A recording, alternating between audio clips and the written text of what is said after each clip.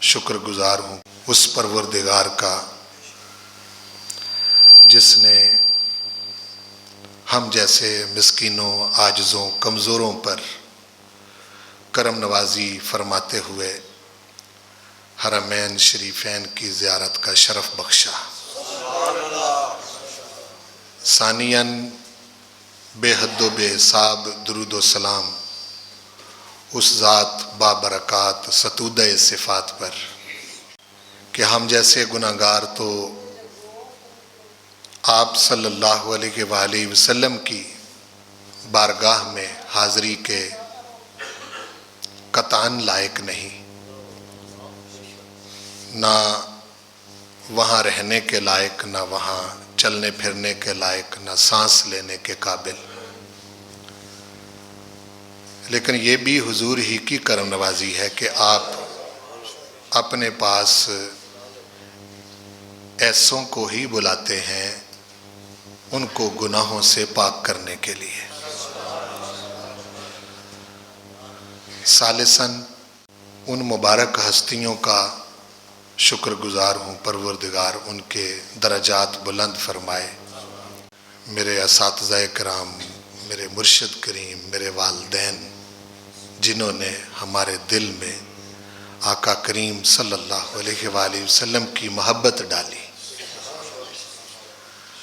رابعاً آپ کا شکر گزار ہوں کہ آپ نے اتنا پیار بخشا اور اتنی محبت دی کہ کافی عرصے سے جس طرح آپ کشا کشاں دور و نزدیک سے حضور کریم صلی اللہ علیہ وآلہ وسلم کی محبت کے جام پینے کے لیے جامعہ مسجد محمدیہ صدیقیہ میں تشریف لاتے ہیں اور پیار کرتے ہیں اور محبت کرتے ہیں، میں اللہ وحدہ لا شریک کی بارگاہ میں دعا گو ہوں کہ حضور کریم صلی اللہ علیہ وآلہ وسلم کے تصدق اور توسل سے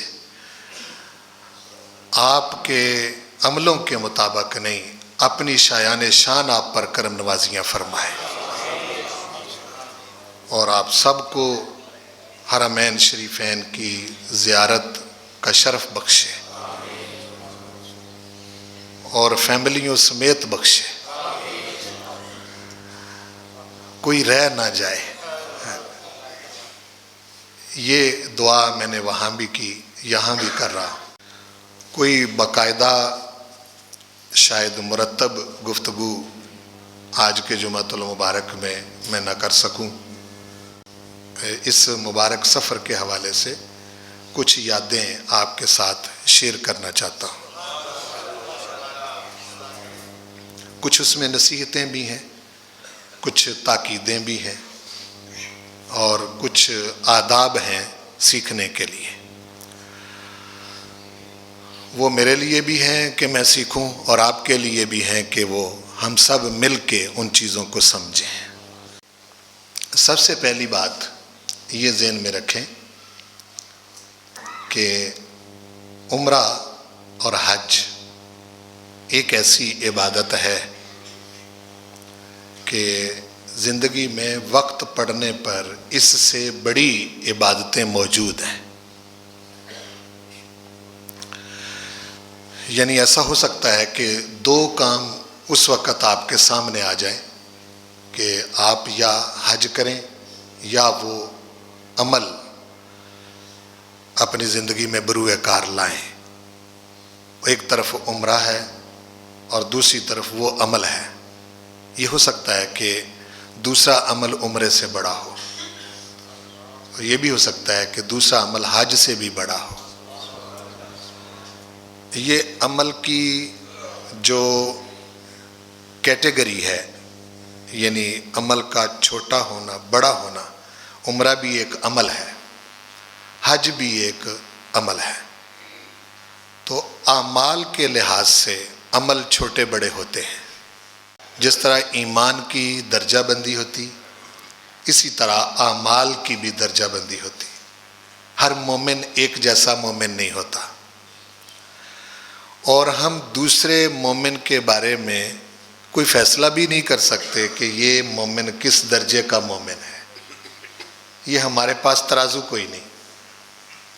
جس کو ہم اپنے سے چھوٹا مومن سمجھ رہے ہیں، اللہ کے نزدیک وہ ہو سکتا ہے کہ ہم سے بہت بڑا مومن ہو.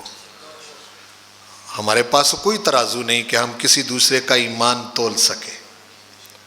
اور حضور کریم صلی اللہ علیہ وآلہ وسلم کے بیان مبارک کے مطابق ایمان کے 72 درجے ہیں. ان میں سے حضور علیہ السلام نے حیا کو ایمان کا ایک شعبہ قرار دیا ہے. الحیاء شعبۃ من الایمان.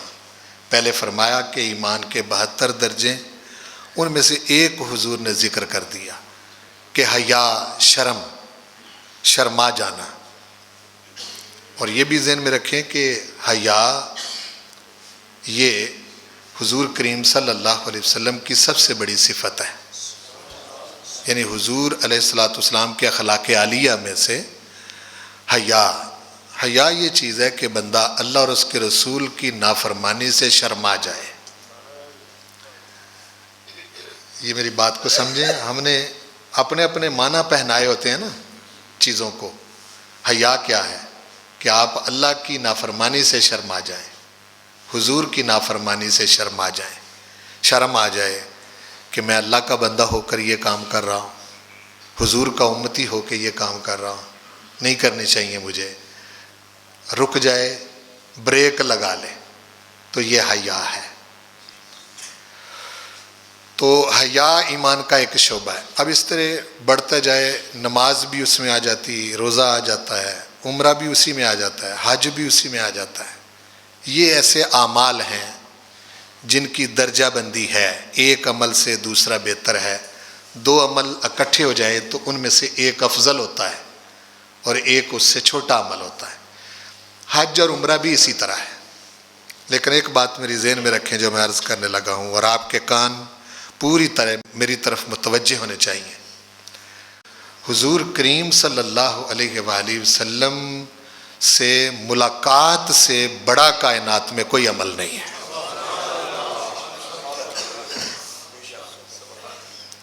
یہ میں نے بہت ساری باتوں کا جواب دیا ہے. یہ میری بات ذہن میں رکھیں. ہماری یہ خوش قسمتی ہے کہ ہم عمرہ حضور کے صدقے سے کرتے ہیں اور حج بھی حضور کے صدقے سے کرتے ہیں. زیادہ ترجیح ہماری یہ ہوتی ہے کہ ہماری زندگی میں پھر وہ وقت آئے کہ ہم حضور سے ملنے جائیں. اور آپ صلی اللہ علیہ وسلم کی بارگاہ میں حاضری سے بڑا کائنات میں کوئی عمل نہیں ہے. وہ حاضری ایک ایسی حاضری ہے کہ جہاں باقی تمام عبادات اس سے نیچے رہ جاتی ہیں. آپ نماز پڑھتے ہیں، کبھی کیفیت بنتی کبھی نہیں بنتی. روزہ رکھتے ہیں تو کبھی روزے کے اثرات طبیعت پر اثر انداز ہوتے ہیں اور کبھی اثر انداز نہیں ہوتے. عمرہ کرتے ہوئے بھی یہی صورتحال ہوتی. عمرہ کر رہے ہیں، کبھی عمرے کے اثرات انسان کے ذات پر، اس کی ذہن پر، دل پر مرتب ہوتے ہیں، کبھی نہیں ہوتے. حج کر رہے ہیں، حج کرتے ہوئے بھی ایسا ہی ہوتا ہے. لیکن اللہ آپ کا سب کو نصیب کرے. میں ان لوگوں کی نہیں بات کرتا جو آداب سے واقف نہیں اور آپ صلی اللہ علیہ وسلم کی بارگاہ میں حاضری دیتے ہوئے کسی اور بات کی طرف مشغول ہوتے ہیں. ان کی نہیں میں بات کر رہا. ان کو ہم اس وقت ڈسکس نہیں کر رہے.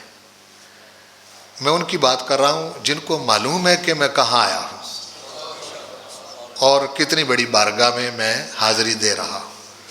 تو آپ مواجہ شریف سے باہر باب البقیع، باب السلام سے داخل ہوتے ہوئے باب البقیع سے باہر اللہ آپ کو موقع دے اپنی حاضری کے بعد آپ کھڑے ہو جائیں تو آپ کو ایمان آنکھوں سے ٹپکتا ہوا نظر آئے گا.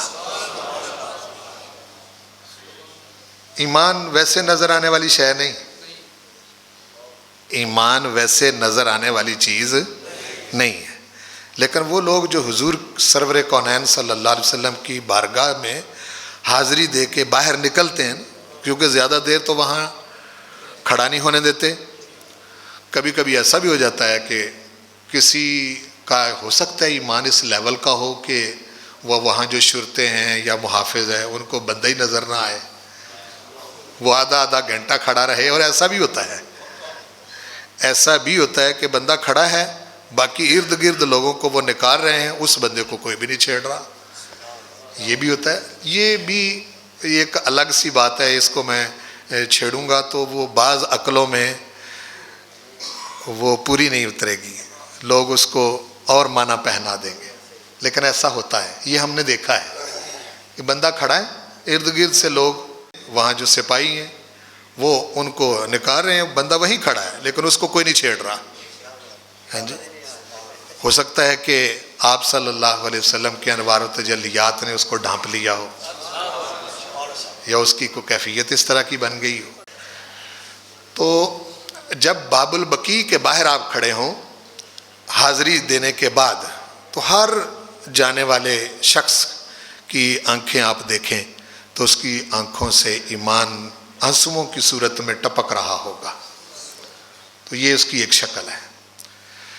تو باقی جہاں 70,000 ملائکہ صبح آتے ہیں، 70,000 ملائکہ شام آتے ہیں، اور جس فرشتے نے ایک بار آنا ہے پھر قیامت تک اس کی باری نہیں آنی. ہاں جی، وہاں ہمارے جیسے گناہ گاروں کی کیا کوئی پوچھ پڑتیت ہے کہ ہمارا کوئی عمل، ہماری کوئی ادا یا ہماری کوئی ایسی صورتحال جو ہے وہ اس لائق ہو کہ ہم وہاں کھڑے ہو سکیں. لیکن یہ اللہ تعالیٰ کا ہمیں پیغام ہے قرآن مجید میں، وَلَوْ أَنَّهُمْ إِذْ ظَلَمُوا أَنفُسَهُمْ جَاءُوكَ فَاسْتَغْفَرُوا اللَّهَ وَاسْتَغْفَرَ لَهُمُ الرَّسُولُ لَوَجَدُوا اللَّهَ تَوَّابًا رَحِيمًا. تو جاءوکا اللہ نے اپنے حبیب سے خطاب کرتے ہوئے فرمایا، حبیب جب یہ بہت بڑے بڑے گناہ کر بیٹھے، اپنی جان پر ظلم، وہ گناہ ہوتا ہے جو بڑا گناہ ہو، بڑی غلطی ہو، وہ کر بیٹھیں، تو جاءوکا حبیب تیرے پاس آ جائیں، فاستغفر اللہ تیرے پاس آ کے اللہ سے استغفار کریں، واستغفر لہم الرسول اور اے محبوب تم بھی ان کے لیے استغفار کرو، لوجد اللہ توابا رحیما. تو پھر یہ ضرور پائیں گے کہ اللہ تعالیٰ نے توبہ بھی قبول کر لی اور اللہ تعالیٰ نے رحم بھی فرما دیا. ایک ایسی تسلی مل جاتی ہے وہاں حاضری کے فوراً بعد کہ ایسے لگتا ہے جیسے حضور کریم صلی اللہ علیہ وسلم نے اللہ کو کہہ دیا ہو کہ یہ میرا گناہ گار امتی ہے، اس کو معافی مل جائے، تو وہ پھر معافی مل جاتی. یہ اس میں تو کبھی شک ہونا ہی نہیں چاہیے. تو یہ میں نے پہلی اس لیے بات عرض کی کہ آج سوشل میڈیا کا دور ہے، فیس بک پر، یوٹیوب پر، ٹویٹر پر لوگ تقابل کرتے پھرتے ہیں اعمال کا. ایک طرف مسجد کی خدمت کی کوئی پوسٹ لگا دی، دوسری طرف کسی غریب کی پوسٹ لگا دی، ایک طرف کسی حج عمرے کی پوسٹ لگا دی، دوسری طرف کوڑے کرکٹ سے کوئی بندہ جو ہے وہ کھانا چنتا ہوا نظر آ رہا ہے اس کی لگا دی. تو لوگ تقابل کرتے ہیں کہ جی دیکھو جی عمرہ بڑا کہ اس کی خدمت بڑی، عمرہ بڑا کہ یہ کام کرنا بڑا، عمرہ بڑا کہ یہ کام جو ہے یہ افضل ہے. یہ لوگ تقابل کرتے رہتے ہیں. میں کہہ رہا ہوں نا، برملا کہہ رہا ہوں، عمرے سے بڑے بعض اوقات کام ہوتے ہیں، حج سے بھی بڑے بعض اوقات کام ہوتے ہیں. حج کو چھوڑنا پڑتا ہے ان کاموں کی خاطر، عمرہ چھوڑنا پڑتا ہے ان کاموں کی خاطر، لیکن اپنے آقا کی بارگاہ میں حاضری کو کسی کام کی خاطر نہیں چھوڑا جا سکتا. بڑا عمل ہے اور اس سے بہتر برتر کوئی عمل نہیں. باقی رہا کہ وہ جو انسانیت کی خدمت اور دیگر معاملات ہیں، میں نے دیکھا ہے کہ یہ بھی وہی لوگ کرتے ہیں جو حضور کریم صلی اللہ علیہ وسلم سے محبت کرتے ہیں. باقی لوگ صرف باتیں ہی بناتے ہیں، اور باتیں بنانا یہ نفس اور شیطان کے پیچھے لگنے کے مترادف ہے. جو لوگ مسجدوں میں آتے ہیں وہی سیلاب زدگان کی خدمت کرتے ہیں، جو لوگ اللہ اور اس کے رسول سے ڈرتے ہیں وہی غریبوں کی مدد کرتے ہیں، جو لوگ اللہ اور اس کے رسول سے محبت کرتے ہیں وہی بیواؤں، یتیموں اور مسکینوں کا خیال رکھتے ہیں۔ باقی جن کو دنیا کی پڑی ہوئی ہے اور دنیا کے مال کی پڑی ہوئی ہے وہ صرف تنقید کرنا جانتے ہیں، لیکن ہم نے ان لوگوں کو کبھی اس موقع پر آگے آتے نہیں دیکھا۔ میں اشارہ کر دوں، یہ سیلاب زدگان کا موقع آیا، آپ کو کوئی لبرل آزاد منش تنظیمیں ان کی مدد کرتی نظر آئیں؟ بولو، وہ کہاں سے گئی امداد؟ ان کو مسجدوں سے گئی ہے، مذہبی لوگوں کی طرف سے گئی ہے، دینی لوگوں کی طرف سے گئی ہے۔ سمجھ آ گئی نا؟ اس لیے ان چیزوں کی طرف آپ دھیان نہ دیا کریں۔ آپ کو موقع ملے، اللہ نصیب کرے اور نیت کریں تو انشاءاللہ حضور سرور کونین صلی اللہ علیہ وسلم آپ کو ضرور اپنی بارگاہ میں بلائیں گے اور اللہ بھی کرم فرمائے گا۔ تو اس سے پیچھے نہ رہیں، کوشش کرتے رہیں کریں اپنی طرف سے۔ میں نے ایک درویش کو یہ بات بتائی تو اس نے اگلے دن احرام خرید لیا۔ کہنا کہا کہ جی شے کوئی نہیں ہے پاس، احرام خرید کے میں نے نیت کر لی ہے کہ آقا آپ کے پاس آنا ہے، اور سال گزرنے سے پہلے اللہ نے اس کا سبب لگا دیا اور چلا گیا۔ اب میں ایک اور تجربے کی بات آپ کے سامنے رکھتا ہوں۔ جب آپ حضور کریم صلی اللہ علیہ وسلم کی بارگاہ میں حرمین شریفین کے لیے جاتے ہیں تو یہ میرا کامل یقین اور ایمان ہے کہ پروردگار آپ کے شروع سے لے کے آخر تک خرچ کیے ہوئے پیسے کو کئی گنا بڑھا کے اگلا سال آنے سے پہلے واپس کر دیتا ہے۔ اب وہ آپ کی مرضی ہے کہ آپ وہ واپس کیے ہوئے پیسے پھر کہاں لگاتے ہیں۔ آپ دوبارہ بھی جا سکتے ہیں، لیکن اگر آپ وہ روٹین چھوڑ دیں، کسی اور طرف آپ چلے جائیں تو آپ کو تو واپس مل گئے۔ اور یہ جو بات میں کر رہا ہوں یہ پنجابی وچ ہی کرنے والی ہے، پنجابی چ یہ سواد اور مزہ ہے کہ جدوں اسی شادیاں تے جانے ہیں، کسی دی برتھ ڈے یا کسی دا کوئی فنکشن ہوئے عزیزاں دے وچ، تے اسی اوتھے جا کے کوئی نیوندرا پانے ہیں یا نہیں پاندے؟ وہ اپنی اپنی حیثیت دے مطابق نیوندرا ہوندا ہے۔ یہ بھی ہوندا ہے کہ جس عزیز رشتہ دار نے جس طرح دا ورتیا ہوئے وہ دے نال ود کے ورتی دا ہے۔ اگر وہ 1000 ورت گیا ہے تسی 2000 ورت دیو، یہ چلدا نہیں چلدا؟ بولو، جی 5000 ورت گیا ہے تسی ہو سکتا 10,000 ورتا ہو، ایسا ہے نا جی؟ تو کسی چج دے نال بندے نال ورتیا ہوئے زندگی دے وچ، یعنی بندہ اگے چجدا ہوئے تو وہ دے نال ورتیا ہوئے زندگی دے وچ، تے مینوں دسو وہ ادھار رہن دیندا ہے؟ کیوں بھائی؟ وہ جدو تواڈے وال کوئی معاملہ آئے گا ود کے آئے گا یا کہ کنجوسی اختیار کر جائے گا کہ نہیں؟ سخی ہوئے چجدہ بندہ ہوئے تو وہ ود کے نیوندرا پائے گا۔ اللہ اور وہ محبوب تو زیادہ سخی کون ہے؟ کیڑا تجارت کرن گئے ہیں اتھے بھائی؟ یعنی اس مرتبہ 28 لوگ تھے تو یہ اتھے کو کاروبار کرن گئے ہیں یا کوئی سینری ویکھن گئے ہیں، اتھے مناظر دیکھن گئے ہیں؟ مناظر تے دنیا دے اتنے بڑے بڑے نے، ساڑھے ملک وچ بڑیاں بڑیاں سینریاں نے۔ تسی ملک دے شمالی علاقہ جات میں چلے جاؤ، ایڈے ایڈے خوبصورت علاقے نے، ایڈیاں ایڈیاں خوبصورت سینریاں نے کہ جڑیاں قابل رشک نے، اکھاں نو ٹھنڈک دیندیاں نے۔ اتھے تو تسی مدینہ شریف تو لے کے مکہ شریف تک آلے دوالے جدو تسی نظر مار دیو، وہ کوئی خوبصورت مناظر تسی دیکھن گئے اتھے؟ بظاہر ویسے تے میں تے انہاں نو نور دے پہاڑ کہنا، لیکن بظاہر اگر تسی اپنی زبان دے نال کہو تو سکے سڑے پہاڑ ہی نے جی، ہاں جی، کالے رنگ دے، نہ انہوں تے کوئی سبزہ نہ کوئی اس قسم دا، ٹھیک ہے نا جی؟ لیکن کائنات وچ گنبد خضرا نالوں بہتر شے کیڑی؟ تو اتھے کیڑی تجارت کرن گیا بندہ جڑا کوئی 4-5 لاکھ روپیہ اتھے خرچ کر آیا ہے؟ سوچن والی بات ہے۔ تو یہ جاندہ تے ہے نا مالک، کیوں بھائی؟ پھر اس سفر کے اندر تکلیفیں ہیں، آسان سفر نہیں، مشکل ہے، جگہ جگہ پر آزمائش ہے۔ 2 ہتھیار ہیں اس سفر کے سب سے بڑے، ایک صبر اور ایک ادب۔ جس بندے کے پاس یہ 2 ہیں اس کا سفر یہ کامیاب ہے۔ اور جہاں اس نے صبر کا دامن چھوڑا، ادب کا دامن چھوڑا، وہیں خطرہ کھڑا ہے، اور خطرہ بھی بہت بڑا ہے۔ اگر بے ادبی ہو گئی تو ایمان جانے کا خطرہ ہے۔ اور وہاں موقع بموقع صبر سے واسطہ پڑتا ہے۔ یہ جتنے ساتھی میرے ساتھ تھے بیٹھے ہوئے ہیں، کیوں جی ایسا ہے یا نہیں؟ یہیں سے شروع ہو جاتا ہے کام۔ موقع بموقع صبر کرنا پڑتا ہے، لیکن کچھ تدبیریں ایسی ہیں اگر وہ ہم کر لیں تو ان سے بچا بھی جا سکتا ہے، لیکن بعض اوقات بچنے کی کوشش بھی کرتے ہیں لیکن وہی مشکل سامنے آ کھڑی ہوتی ہے۔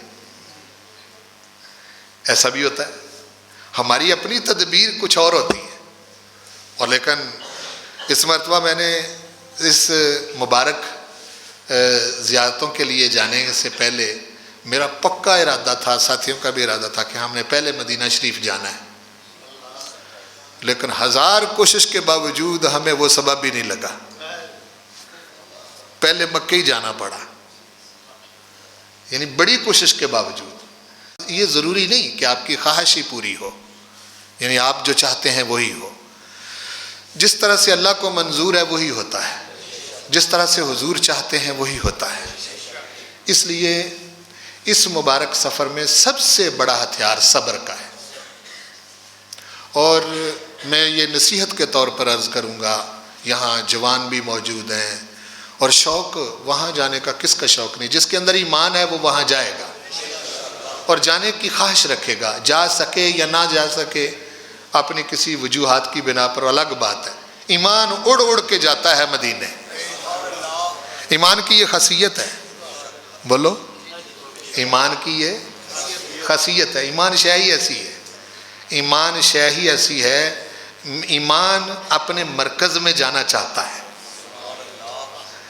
نہیں سمجھے میری بات کو آپ؟ ایمان اپنے مرکز میں جانا چاہتا ہے۔ باب السلام سے جب ہم گزرتے ہیں نا تو جس طرف ریاض الجنہ ہے ادھر ایک محراب بنا ہوا ہے پیتل کا، اس کے اوپر ایک حدیث لکھی ہوئی ہے، بسم اللہ الرحمن الرحیم، ان الایمان لیعرض الی المدینۃ کما تعرض الحیۃ الی جوہرہا۔ بڑے لفظوں سے لکھی ہوئی ہے، بڑی خوبصورت لکھی ہوئی ہے، میرے پاس اس کی تصویریں ہیں۔ ایمان کا، ایمان کہیں بھی ہو سکتا ہے، بولو ایمان کہیں بھی ہو سکتا ہے۔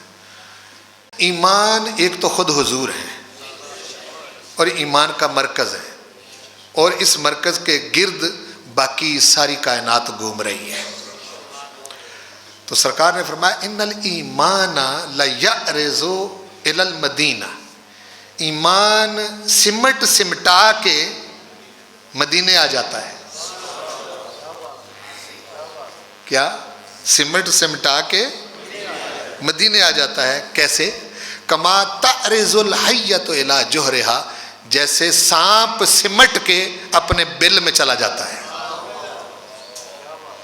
ایمان ہو سکتا ہے گجرانوالہ میں ہو، ایمان ہو سکتا ہے کہ جامع مسجد محمدیہ صدیقیہ میں کسی شکل میں بیٹھا ہوا ہو، ایمان ہو سکتا ہے انڈیا میں ہو، ایمان ہو سکتا ہے کسی غیر مسلم ملک میں، امریکہ میں ہو، یورپ میں ہو۔ ایمان چونکہ حضور ہے نا، بولا نا جی، ایمان کو آپ یوں سمجھیں کہ جس دل میں حضور ہیں، ایمان کی مختصر سی ڈیفینیشن یہ کہ جس دل میں حضور ہے وہاں ایمان ہے۔ تو جہاں جہاں کوئی ہے وہاں وہاں سے اگر ایمان ہے تو حضور نے فرمایا وہ سمٹ کے۔ مجھے بعض بزرگوں نے یہ بتایا کہ اگر مدینہ طیبہ طاہرہ کی دل میں خواہش لیے بندہ اس دنیا سے چلا گیا، اس دنیا سے چلا گیا، جا نہیں سکا زندگی میں، دنیاوی زندگی میں جا نہیں سکا، تو جب وہ اٹھے گا تو مدینے سے اٹھے گا۔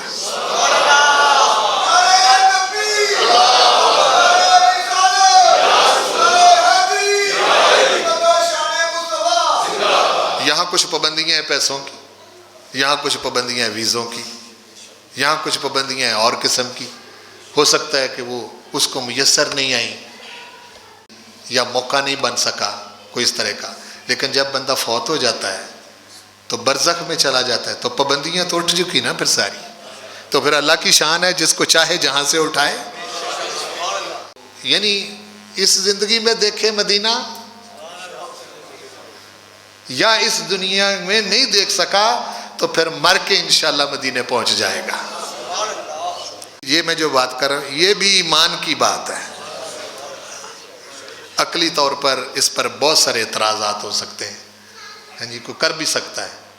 تو لیں ہمیں ان عقل مندوں کے اعتراضات سے کوئی سروکار بھی نہیں ہے, ہاں جی, وہ کرتے رہتے ہیں, مزید کریں کوئی مسئلہ نہیں, چونکہ ان کی ایک اپنی مجبوری ہوتی ہے. تو بہرحال تدبیریں ضرور ہیں کہ پہلی بار جب آپ جائیں اس وقت اکیلے نہ جائیں, تو کسی جاننے والے کے ساتھ جائیں. جب ایک بار آپ کسی کے ساتھ ہو آئیں تو پھر آپ کو بہت ساری چیزوں کا پتہ چل چکا ہوگا, پھر آپ جا سکتے ہیں بچوں کے ساتھ, فیملی کے ساتھ. اور اپنے بوڑھے ماں باپ کو اکیلا بھیجنے کی کبھی غلطی نہیں کرنی. یہ میری نصیحت ہے آپ کو. اس شوق میں کہ جی عمرہ کرائیں یا حج کرائیں تو اپنے بوڑھے ماں باپ کو اس مشکل میں مبتلا نہ کرنا. یہ خدمت کی بجائے زحمت ہو جائے گی. چونکہ وہاں ہم نے دیکھا ہے کہ شوق تو ہے نا جی بیت اللہ شریف کو دیکھنے کا اور حضور کی بارگاہ میں حاضری کا, لیکن وہاں ہم نے لوگوں کو اپنی پڑی ہوئی دیکھی ہے. جس دن ہم نے یہ واپس آنا تھا اس سے 2 دن پہلے کی بات ہے کہ وہ ایک جوڑا گیا, بچوں نے ان کو بھیج دیا, تو انہوں نے نہ ہوٹل کا کارڈ لیا نہ کوئی ان کے پاس کوئی ٹیلی فون. تو وہ 2 دن ہو گئے تھے وہ خاتون ہوٹل میں, وہ حرم ادھر ارد گرد کہیں نہیں گئی. وہ کہنے لگی کہ میرا خامد نہیں مل رہا, پتہ نہیں کہاں چلا گیا. اور میرے قریب ایک رہتے ہیں عزیز, وہ دونوں میاں بیوی گئے, 10 سال ہو گئے ہیں, بیوی جو ہے وہ واپس آ گئی, خامد کا کوئی پتہ نہیں. 10 سال تک ابھی تک بھی اس کا پتہ نہیں چلا. واللہ عالم بالصواب کیا صورت بنی. چونکہ ہم ایمان کے اس لیول پر نہیں ہیں. ایک تو یہ ہے نا کہ جی مدینے جائیں اور گم ہو جائیں,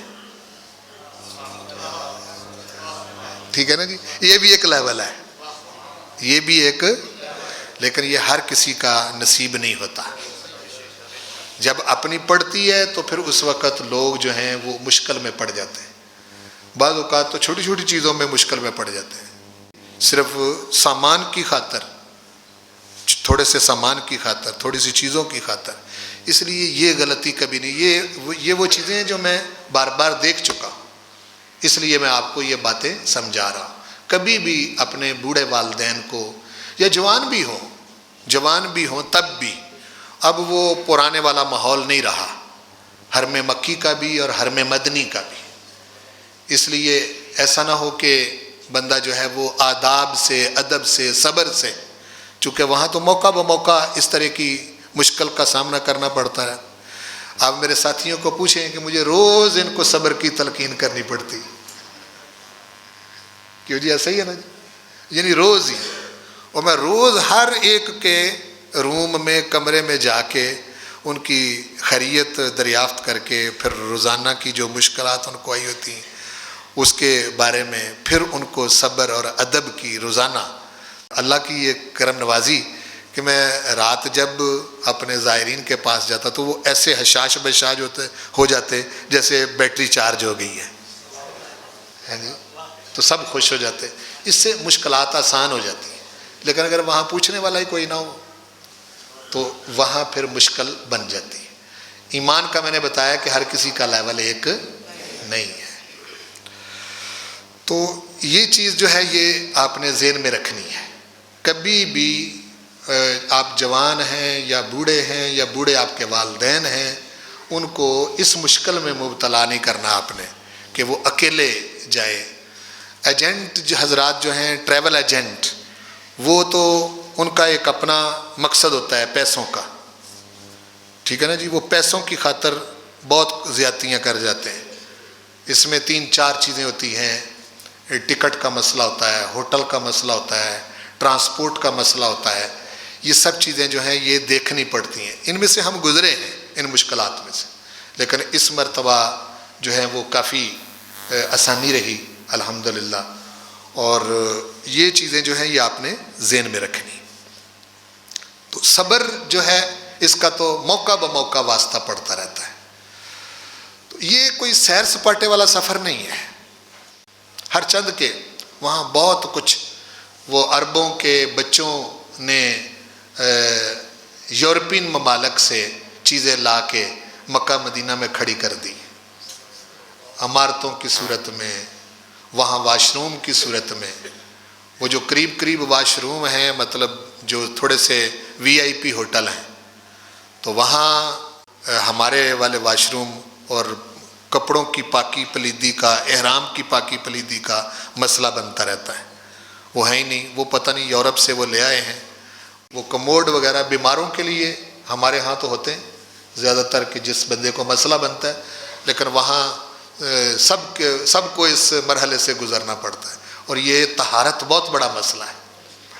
میں حرم مکی میں بیٹھا ہوا ہوں اور حرم مدنی میں بھی ایک بات کا غلبہ میرے ذہن میں رہا، اور میں ساتھیوں سے شیئر بھی کی یہ بات. میں نے کہا کہ اگر کوئی 2, 4, 5, 10 لاکھ کا مجمع ہونا تو وہاں صحت کے اور دیگر چیزوں کے لا محالہ مسائل بن جاتے ہیں. کیا پتہ ہے کون سا شخص جو ہے وہ کس حال میں کھڑا ہے. اب مثال کے طور پر آپ کے سیاسی جلسے ہوتے ہیں، فرض کر لیں، تو بعض اوقات لاکھوں کا اجتماع ہو جاتا ہے نا، کیوں جی؟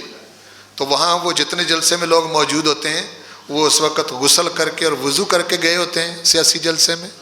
نہیں، وہ مسائل ہوتے ہیں. حرم مکی اور حرم مدنی میں ایک حضور علیہ الصلوۃ والسلام کا فیض یہ بھی ہے کہ آپ نے اپنے پاس آنے والوں کو صاف ستھرا رہ کے خوشبو لگا کر وضو کر کے آنے کی اجازت دی ہے. اور وضو اور غسل کے ساتھ ہی بڑی ساری بیماریاں ساتھ ہی ختم ہو جاتی ہیں اور وہاں بڑا پاکیزہ ماحول ہو جاتا ہے. سمجھے؟ یہ دنیا میں آپ کو کہیں نہیں نظر آئے گا. بڑے بڑے اجتماعات دنیا میں ہوتے ہیں. ہر مذہب کے ماننے والوں کا کوئی نہ کوئی مرکز ہے نا جی. وہاں لوگ جاتے ہیں. ہندو اپنے مندروں میں جاتے ہیں، سکھ اپنے گردواروں میں جاتے ہیں، اور دیگر جگہ پر عیسائی ہیں، یہودی ہیں، جہاں کہیں بھی جاتے ہیں. لیکن جو پاکیزہ ماحول مکہ اور مدینہ میں حضور کریم صلی اللہ علیہ وسلم نے طہارت کی صورت میں اپنے امتیوں کو سمجھایا ہے، یہ دنیا کی کسی قوم کے پاس یہ سسٹم نہیں ہے. تو یہ باتیں تو چلتی رہیں گی. میں نے کہا تھا کہ یہ غیر رسمی گفتگو ہوگی، جدھر کو بات چلے گی میں کرتا جاؤں گا. اس میں آپ یہ دیکھیں کہ نظر کا بڑا مسئلہ بنتا ہے. حرم مکی ہو یا حرم مدنی ہو، دنیا کے خوبصورت ترین لوگ موجود ہوتے ہیں، ایک سے ایک بڑھ کر. اور مومن کی نظر، اس کی حفاظت بہت ضروری ہے.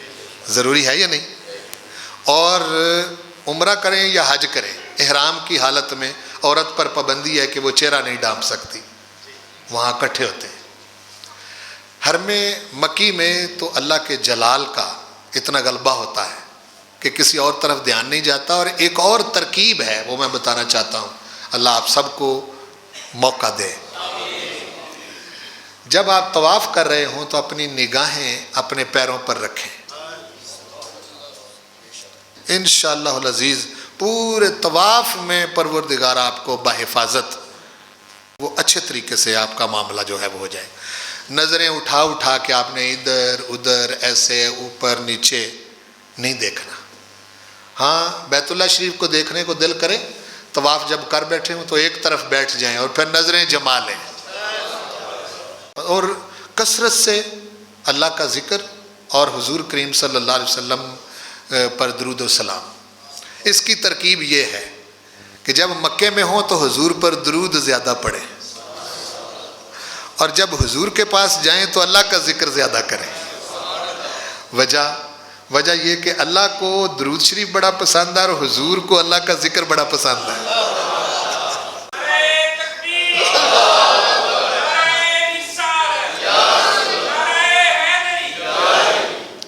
آپ سمجھ رہے ہیں نا جی. اور یہ احرام جو ہے، احرام جس کی پابندی عمرہ اور حج میں حضور نے رکھی. یہ دو کپڑوں کا نام نہیں ہے، یہ ایک تہبند اور ایک اوپر جو، یہ دو کپڑوں کا نام احرام نہیں ہے. احرام ایک حالت ہے، یہ دو کپڑے صرف اس کی علامت ہیں. جب آپ اس حال میں ہوتے ہیں، احرام کی حال میں، دیکھو نا 25 لاکھ کا اجتماع ہو، اور اس مرتبہ ہم گئے حرمین شریفین کے لیے تو حج کا ماحول تھا، یعنی بہت لوگ ترسے ہوئے تھے وہ کرونا کے دورانیے کے، اور ہر کوئی ادھر جا رہا تھا، اور لاکھوں کی تعداد میں. آخری ہم نے جب طواف الوداع کیا تو وہ یوں لگ رہا تھا جیسے طواف زیارت ہے. حضور علیہ السلام نے اس کی حاضری کے آداب اور احرام کی پابندی لگا کے اپنے غلام کو بے شمار قباحتوں سے بچا لیا ہے. نظر پاکیزہ، دل پاکیزہ، زبان پاکیزہ، ہاتھ اور پاؤں سے کسی کو تکلیف نہیں دینی، کسی کو پریشان نہیں کرنا، کسی کو دھکا نہیں مارنا، اپنے سر کا بال تک نہیں اکھیڑنا، نیچے بیٹھ جائیں زمین پر تو گھاس کا تنکا تک نہیں توڑنا، کسی شکار کی طرف اشارہ تک نہیں کرنا. یہ دنیا جہان کی کسی قوم کے پاس اذیت اور تکلیف سے بچانے کے لیے یہ سسٹم کسی کے پاس نہیں ہے، یہ صرف حضور کے غلاموں کے پاس ہے. یہ وہ کچھ خاصیتیں ہیں جو حضور کی عطا ہیں اپنی امت پر. یہ سب کچھ حضور نے بتایا ہے نا. اور بولو بھائی، کوئی کہتا ہے کہ جی اللہ نے بتایا، ہمیں اس سے کوئی انکار نہیں، اللہ نے حضور کو بتایا. نہیں سمجھے میری بات کو؟ کوئی کہے کہ جی اللہ نے بتایا، ہمیں اس سے کوئی انکار نہیں، اللہ نے آپ کو نہیں بتایا. بولو، آپ کو بتایا نہیں، اللہ نے حضور کو بتایا، حضور نے اللہ سے پتہ کر کے ہم کو بتایا ہے. سمجھ؟ اس لیے سرکار کو کبھی ایک سائیڈ پر نہ کیا کریں. وہ مومن منافق ہے جو حضور کو اپنے دل سے نکالنے کی کوشش کرتا ہے، وہ مومن نہیں ہے. مومن کبھی بھی اپنے دل سے حضور کو جدا نہیں کرتا. دل ہے تو حضور ہے، اور دل ہے ہی حضور کے لیے. سمجھ آگے؟ اللہ پاک آپ سب کی خیر فرمائے. میں بار دیگر آپ کا شکر گزار ہوں جس طرح سے آپ نے محبت کی، پیار دیا. میری دعا ہے اللہ پاک آپ کے آنے والی نسلوں کو بھی حضور کا سچا غلام بنائے. وما علیہ الا البلاغ.